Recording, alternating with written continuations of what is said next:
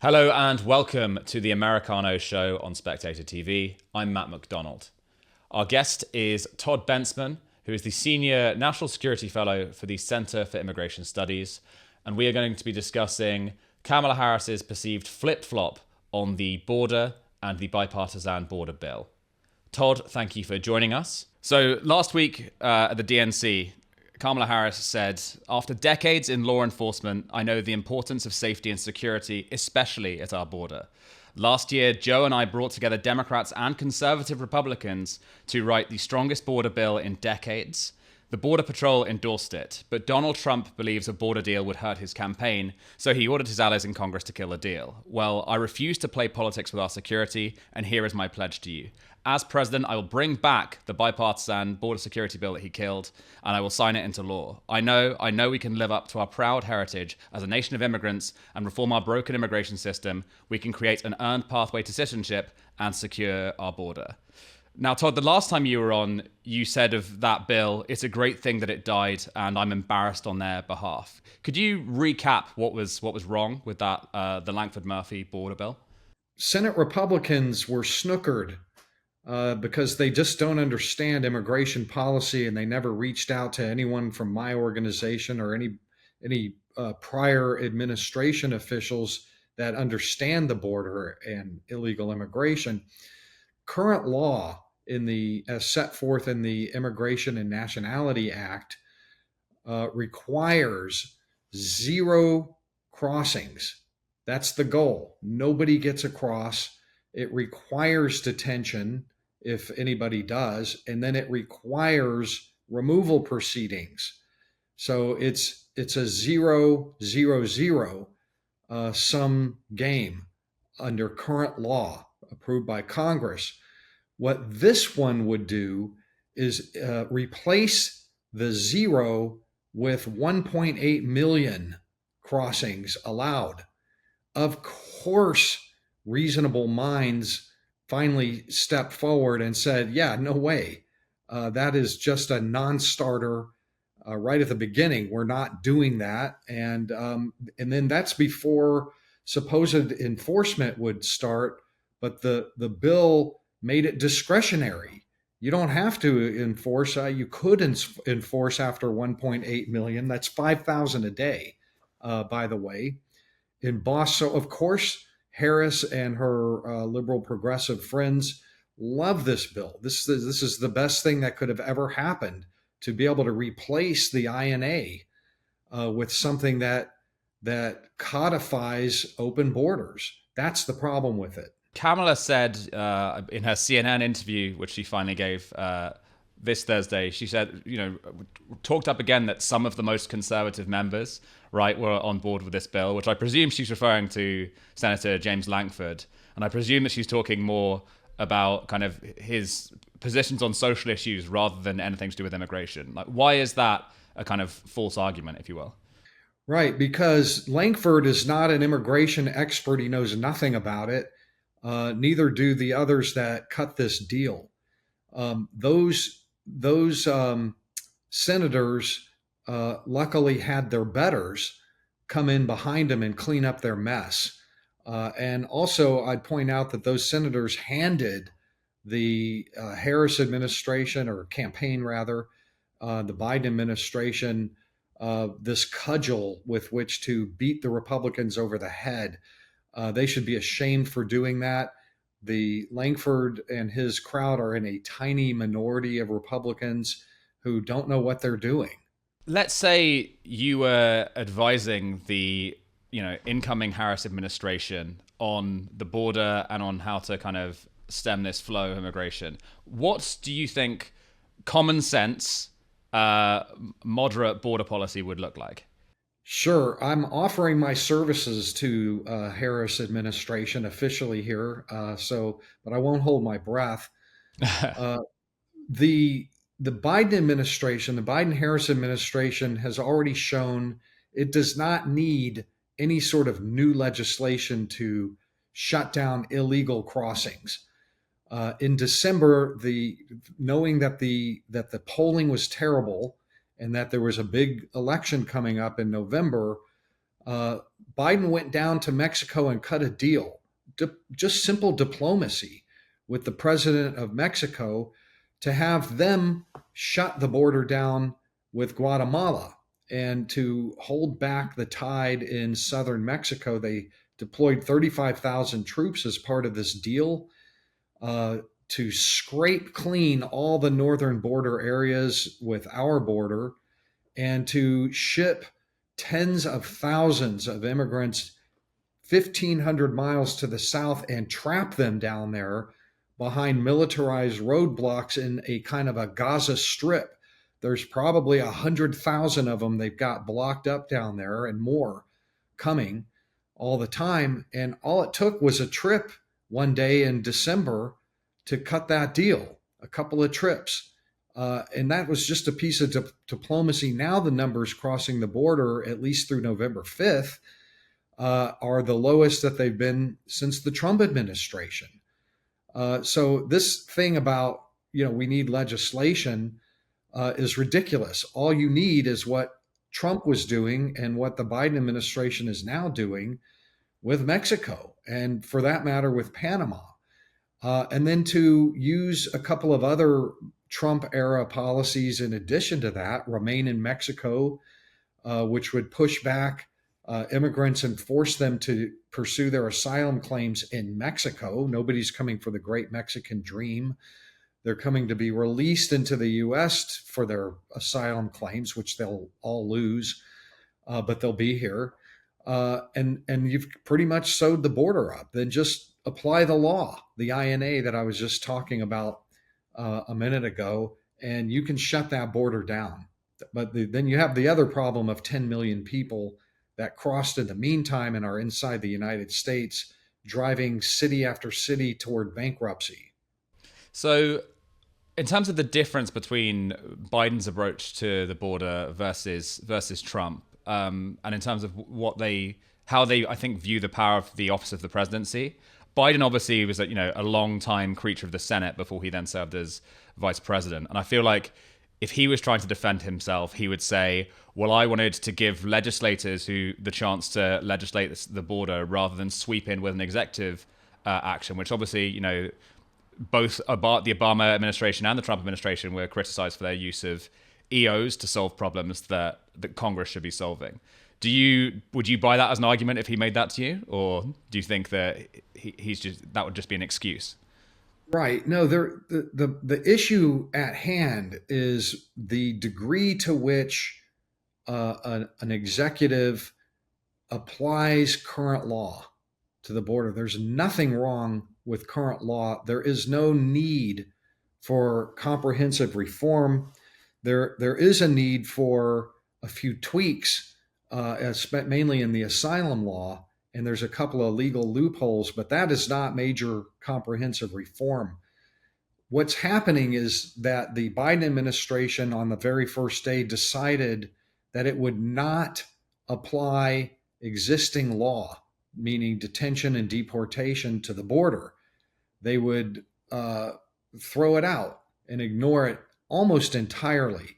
And that's what they did from the very first day, and create parallel systems to what they call increase humane, orderly, and safe mass migration. In other words, not to stop, block, and deter, but the official policy became orderly migration over the border, which is just unprecedented. No American executive, Democrat or Republican, has ever done something like this. This is the first time.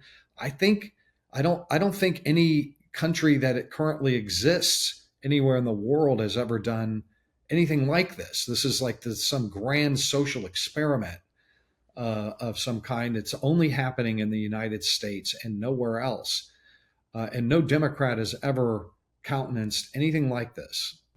So Vice President Harris is obviously bearing the brunt of a lot of the attacks when it comes to the border. Obviously, early on in her when she pivoted from being the vice president to being the Democratic presumptive nominee, the whole whether she's the border czar or not was brought up as a kind of a point of contention.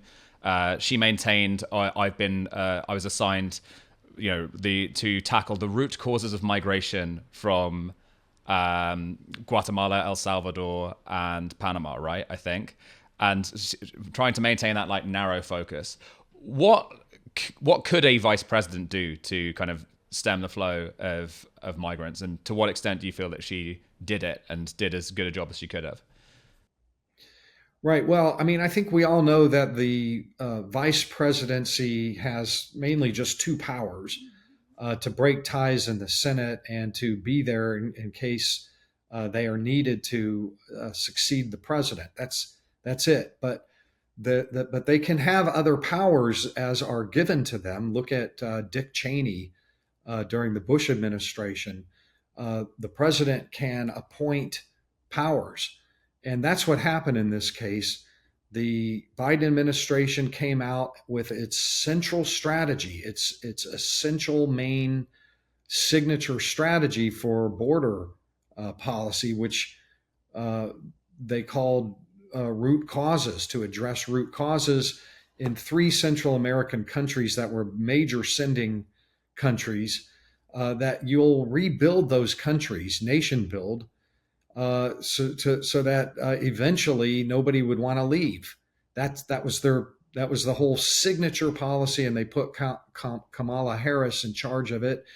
She eagerly accepted it, at least publicly. She probably was not happy to have to do it, and held press conferences all along the way about all the progress she was making with this, that she'd gotten this corporation and that corporation to invest down there. And so pretty soon they'll stop coming. But of course, they never stopped coming from those countries or from anywhere else, for that matter. There was no talk of nation building Haiti or nation building Venezuela or nation building the entire continent of Africa, all of whose people are coming, because the root causes doctrine, it was a known failure before the Americans ever stole it from the Europeans. This had been a doctrine the Europeans had been doing for 35 years, since the early 1980s. And European study after European study showed that it was always a failure. It never worked, not one time ever. And yet we just took it and ran with it as like the central thing. So I can certainly understand why she would want to separate herself from what they did. In order to read her, forget about what she did as vice president. I think the main thing is to pay attention to how she campaigned when she was running for president in 2019 in the primaries. She has a platform. It's still online. No deportations, no detention, safe, orderly, humane. Root causes were in her platform. Abolish ICE, or start from scratch. She went with all of the most possible radical positions that you could ever have, that has ever existed on border security in the United States, and it closely mirrored Biden's own. And she's never tried to reverse herself on any of those old policies. That they're not even that old. It was 2019, man.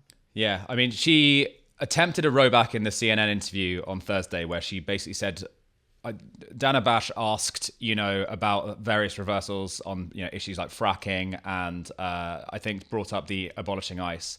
And rather than, her defense was, my values haven't changed, but then she kind of has been adopting this strategy of basically briefing to friendly reporters that she no longer thinks those things, and those are just things that she said in the primary. Wouldn't it be quite difficult to take a presidential candidate seriously who doesn't believe anything that they believed 5 years ago? Sorry to interrupt the show, but if you enjoy what we do here at Spectator TV, then why not subscribe to the magazine as well?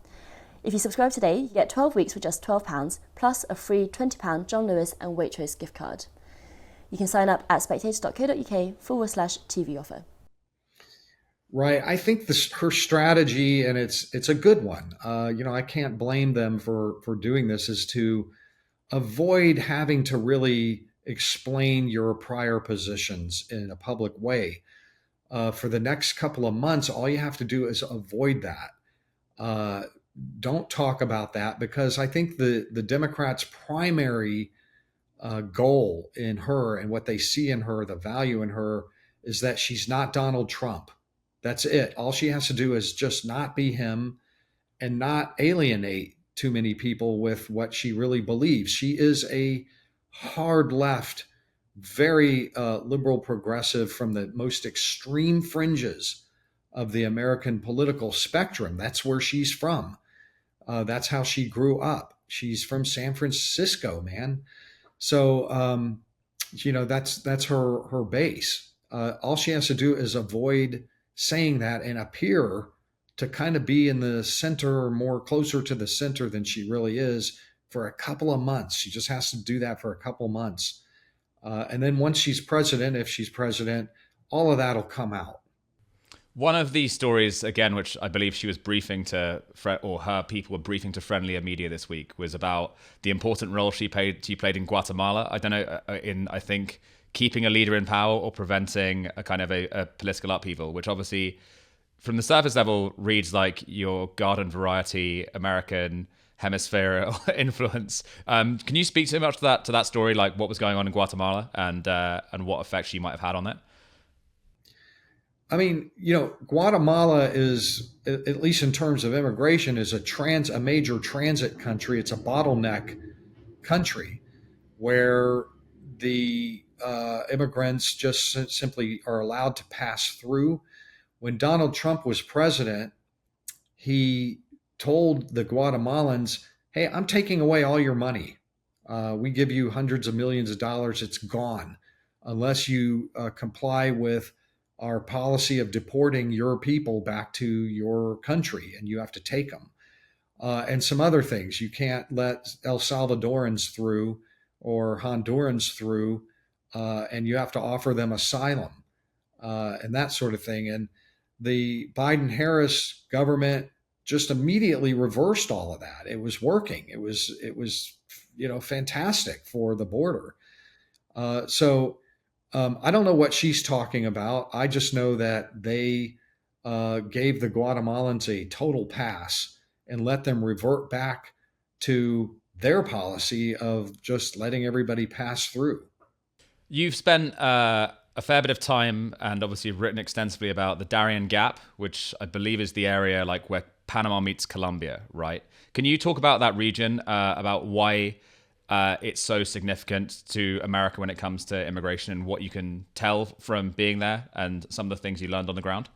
Right. The Darién Gap is probably the most notorious and heavily trammeled migrant trail.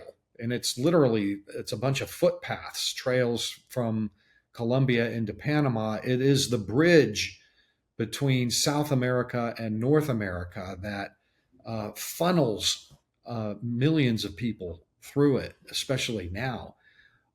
It matters because that is a spot where any American administration can apply a chokehold and shut down a tremendous amount of not all of it, but a tremendous amount of the multinational immigration that is happening through there. And it brings with it, importantly, a major national security threat, in that you're bringing the people that are coming in from all the nations of the Middle East and Muslim majority nations all over the world, including hundreds of people who are on the FBI's terrorism watch list, right through that gap. So as long as it's open and people like that are crossing into the Americas, then, it's the ultimate stranger danger. The reason I went there is because Panama, for the first time ever, elected a president who promised to close it, to shut down the Darién Gap. No Panamanian has ever done that. They just want to move them through. They provide the buses to move them through. Official policy is to just move them all through, all the way to Nicaragua. And all of a sudden now you have a president that wants to shut it down and is asking for the Biden-Harris administration to help. So I went down to see how that was going, and essentially what I found is that while there is a pause, because immigrants wait to see, there's a new policy, what are they going to do? Are we going to get sent back? But ultimately, it is increasing again because the Americans have refused to provide anything but the most paltry aid and assistance to the Panamanians to do what they need to close it, which is air deportations. So it just continues. I was wondering if you could speak to, when we talk about issues of migration and obviously, detaining people, the common talking point that gets brought up is about, how humane the conditions are in which people are either detained in or which they're staying in during the journey. I was wondering if you could kind of describe a bit of that as far as in the Darién Gap, and then also you refer to this Gaza-like situation in Mexico, and kind of what would the experience be like being there at the moment? Right. Well, first of all, the Biden-Harris administration have invested very heavily in creating what they call, this is their term, safe, orderly, and humane passage through the Darién Gap. And they have worked and pressured or strong armed, but certainly worked with the past Panamanian government to turn what was essentially a country lane through there into a massive superhighway that is shorter, safer, and more orderly for sure. It used to be this terrible, treacherous 7-day, 10-day journey through, robber infested jungles. But now it's more like a 2-day hike. It's a camping trip for sure, a couple of nights. And it's now well patrolled by the Panamanians, so the robbers are kind of kept at bay, the rapists and all that. It's nowhere nearly like it was. It's definitely safer, and that's why 550,000 people crossed through there last year alone, and another 500,000 are crossing right now through in 2024, compared to like 10,000 for the last 20 or 30 years. It's not what we are led to believe anymore. It's still a pain. You got to hike. And in Mexico, nobody's been down to southern Mexico to report what the Mexicans are doing. I was the first one to report. I'm not trying to pat myself on the back. This is a complaint. Back in January, what the Mexicans were doing at the behest of the Biden administration. I like what they're doing. They should have been doing it for all of 3.5 years of the administration, but they only started doing it for the election optics for November 5. But you can read Mexican media showing that they are absolutely piled and stacked up down there in Tapachula and Villahermosa. The Mexicans are returning them to that zone and blocking them behind a wall of bureaucracy. You have to apply for this, you got to apply for that. It takes months and months. We're not letting you through. And they're holding the line so far. The American government very recently has decided to help the Mexicans build this massive facility down there to help process them in a way that they can fly directly over the U.S. border from down there, and that way avoid the optics of the illegal crossings. And it's under construction. You can see it in the Mexican media.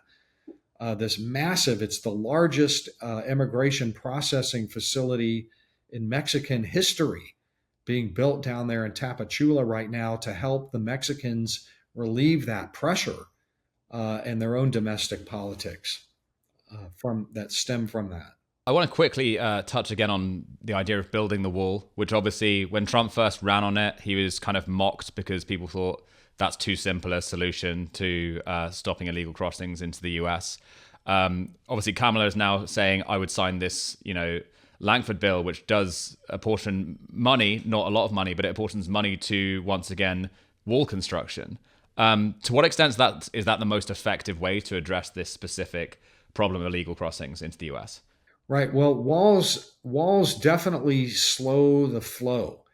It doesn't stop, especially drug traffickers and really determined human smugglers from breaching it, finding ways over it, ladders and that sort of thing. But scenes that we're all used to seeing of just thousands and thousands of people walking right in and waiting for Border Patrol to process them would be less possible when there are walls close enough, but they have to have policy behind them, which are expulsion policies and deportation policies that go with the walls, so that when they get bunched up behind, we don't have to process them in. We can process them out. They get trapped behind the wall so that you can gather them up more easily and process them back into Mexico, which was what Trump was doing. And now, of course, all a wall is being used for is shade while they wait for the Border Patrol to come in. It's useful shade. It's hot out there. They can lean against it too and put their backpacks up against it. It's nice that way. But that's not the purpose of a wall. It's to slow it so that you can bunch them up and then deport them. That's how it's used. Now, the Lanford bill, and what everybody's talking about with that, it just merely reinforces that there is a lot of money that Trump put aside and Congress appropriated for the completion of construction of the wall. And the Biden-Harris administration ended that immediately, shut that down. They could have been using that money with all the stacks of material. I've been there. I've wandered around. I've climbed up on top of these huge piles of steel down there that are just rotting and rusting in the sun out there. They could have done that at any time in the last 3.5 years.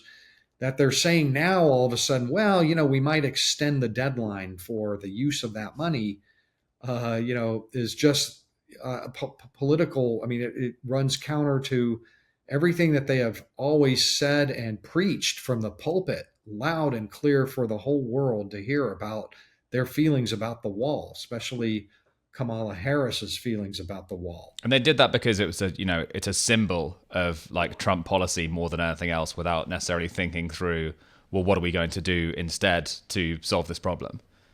Yes. Listen, it's silly season. We're a couple months away from the election. All the Harris campaign has to do is just shut up from now until the election, and she's not Trump, and be nothing like Trump, and get a few of the independents. She's not that bad on Israel. She's not that bad on the border. She's saying kind of the rightish things for now, and maybe that'll get enough independents to push her over the mountain. Finally, on the Democratic side of things with this issue, obviously the kind of pull quotes that you see most often are "no kids in cages," right? And it's about "no human is illegal," and all of those things. And I think that Kamala seems fairly aware that that's where a lot of her party have been at least the last 5 years on this issue, though they may be coming around once they see what's happening in American cities with regards to the sheer number of migrants posting up in hotels there. I'm wondering, to what extent do you think it's realistic that a Democratic administration under Kamala Harris, enforces the deterrent part of the equation, which is what you say, you need that in order to make it work? Well, I think the 2022 midterms inform us a little bit about what they'll do. If in that election, the voters were polling, the likely voters were polling, we hate what's happening at the border. We hate what you're doing at the border, and we're going to punish you for it. And the outcome of that election was that there was no punishment. The Democrats did very well, and the Republicans did far less well than everybody anticipated. And at one point, Biden was asked, well, what are you going to do about the border now? And he said, well, the people have spoken. They like what we're doing. We're going to keep on keeping on. And so I think similarly that if Harris wins, they'll look at it like that. Well, they didn't punish us. They voted us in. That means that they don't mind it that much. We're going to keep doing what we've been doing. Her campaign 2019 campaign platforms were on immigration, illegal immigration, were very, very similar. They mirrored those of Joe Biden. So I think we will see a mad onslaught, a stampede resume probably not long after November 5 if she wins, and certainly after Inauguration Day. Do you think she can win Arizona, Nevada, and Texas? I think she stands a chance.